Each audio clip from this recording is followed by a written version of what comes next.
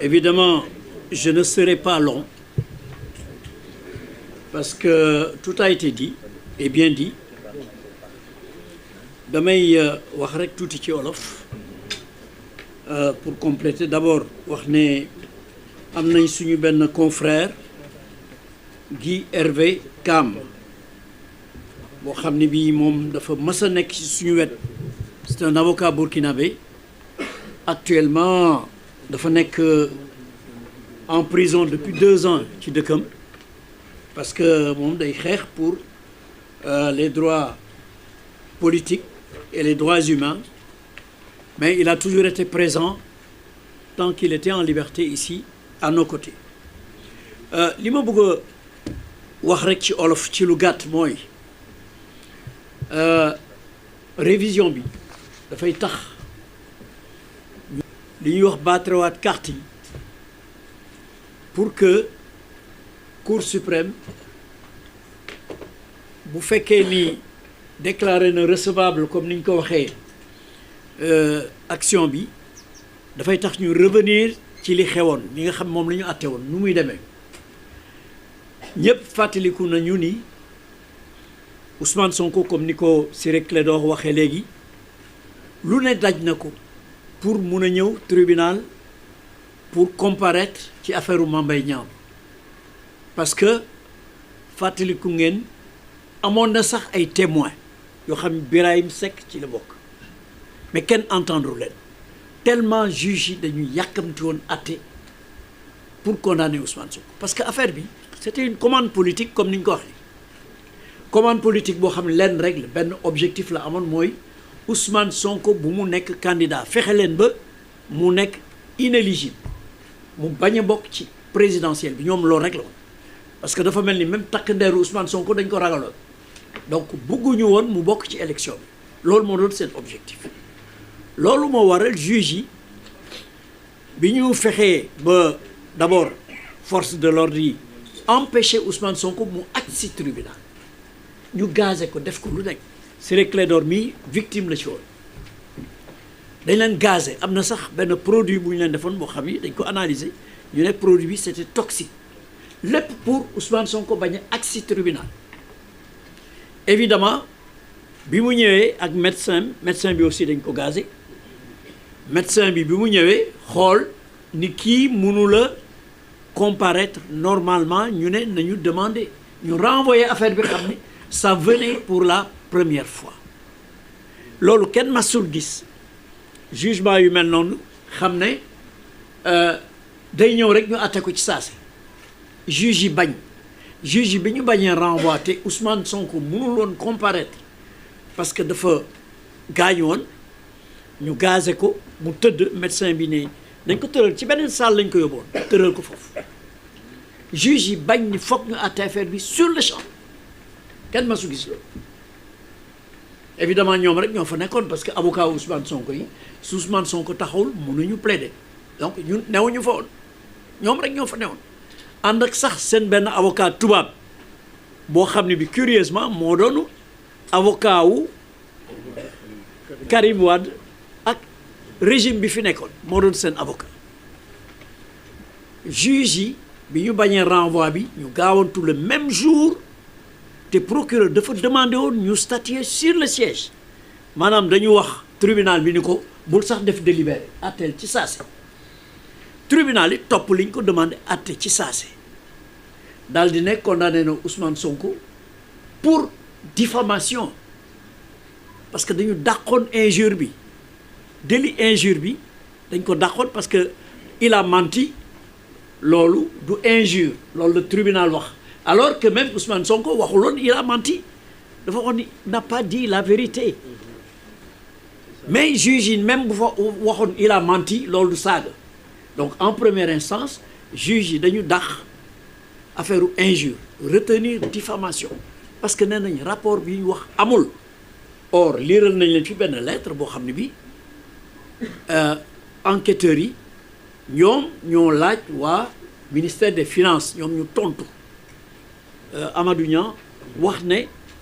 rapport amul benn enquête rek moo amul mais rapport amul dara amul bu IGF. alors donc juge yi àtte ci saase condamné ko à 2 mois avec sursis et 200 millions de francs loo xam kenn masu ko gis kenn masul gis ci diffamation tribunal alloué lu ëpp 5 millions 10 millions bi ci ëpp mooy 20 millions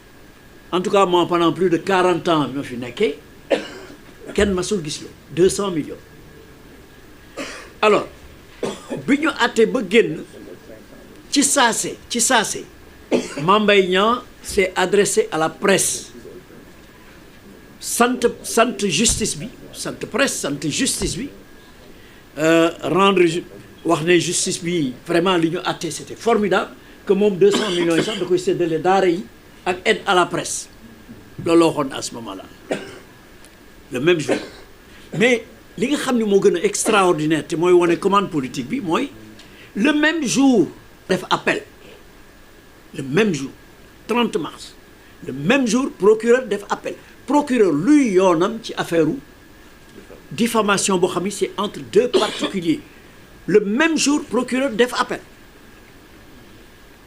le lendemain le Mame Mbaye Niang def Mame Mbaye Niang moo waxoon ni moom kontaan na sant na ay militants ñi ko àndaloon sant na avocat mi sant na justice bi mais le lendemain il a fait appel donc kuy def appel mooy li ñu àtte tu n'es pas satisfait effectivement ñoom ils étaient pas satisfaits parce que li ñu bëggoon mooy tribunal prononcé peine boo xam ne bi Ousmane Sonko du éligible du mën a nekk candidat bu dee 2 mois yi tribunal wax Ousmane Sonko mënoon na nekk candidat mais ñoom doyu leen woon Mame Mbaye Niang def déclaration ni moom du arrêté tant que Ousmane Sonko est éligible daf ko déclaré wax ko alors donc appel boobu kenn masul gis fast track bu mel noonu parce que Ousmane Sonko moom it def na appel maanaam délai d'appelam kenn enrôlé wu ko délai bi jeexagul pour def appel ñu enrôlé dossier bi enrôlé ko attewaat ko ci saase en appel kenn masul gis loolu parce que décision première instance en général boo defee appel dana durer 1 an 2 ans 4 ans ñun avocats yi xam nañ loolu waaye quelques jours avant même délai d'appel yi di jeex ñoom enrôlé nañ dossier bi en appel ba war ko attewaat évidemment bi ñu ko attewaatee li ñu bëggoon te procureur ñaan ko mooy nañu condamné Ousmane Sonko peine boo xam ne bii du mën a nekk électeur du mën a nekk candidat ci la ñu yokkee def ko 4 mois au lieu de 2 mois avec sursis ñu def ko 6 mois avec sursis loolu moo taxoon Ousmane Sonko ñu ne mënta nekk candidat donc cabale politique boobu cette commande politique là boo xam Mame Mbaye Niang comme ni mu ko waxee moo doon tête de turc moo doon exécuteur bi moo doon mercenaire bi nga xam ne moom moo waroon porter affaire boobu pour que Ousmane ne soit pas éligible moom moo ko porter ana Mame Mbaye Niang tey ana rapport ba est-ce que rapport bi am na wala amul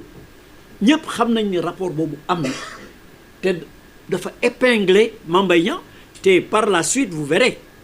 l'histoire vous dira que ñoom ñëpp am na ñeneen ñu ci jàpp après parce que affaire Prodac bi lekk xaalis la woon bu extraordinaire société israélienne ba nga xam ni moom moo contracté woon a disparu am na sax ñu wax ni ils ont créé une autre société les mêmes personnes ont créé une autre société mais ont fait disparaître Green 2000 loolu moo am fii Sénégal ñoom ñoo ko fi def waaye nag dama gëm ni du rees affaire boobu affaire Prodac boobu ils vont rendre gorge mais ils vont rendre des comptes aux Sénégalais donc loolu laa ci bëggoon yokk pour wane rek ni ñoom seen objectif yëpp moo doon Ousmane Sonko bañ a nekk candidat nekku ko te loolu dafa lor ñu bare préjudice bu garaaw a garaaw waxuñu këram gi ñu muté waxuñu liñ ko def yëpp mais Sénégalais yi amoon yaakaar yëpp pour Ousmane Sonko projet bi mu yoroon ñu mën ko élire mu dérouler ko finalement ça n'a pas pu se faire on va dire ndogalu yàlla la mais ndogalu yàlla dafa ko jaarale ci ay nit mais il faut qu'on lui rende justice il faut ñu atteewaat affaire boobu ba mu leer ñu xam ne diffamé wuloon kenn parce que rapport bi am na saagawuloon kenn parce que quand tu dis il n'a pas dit la vérité tu n'as insulté personne donc voilà li nga xam ne moom moo ci amoon donc procédure de révision bi jotewul dara ak affaire éligibilité Ousmane Sonko donc loolu il faut wax nañ ko waxaat ko Ousmane Sonko est éligible il a été élu député il a dirigé une liste il a été élu loolu moom mi ngi suñ ginnaaw kenn waxatu ko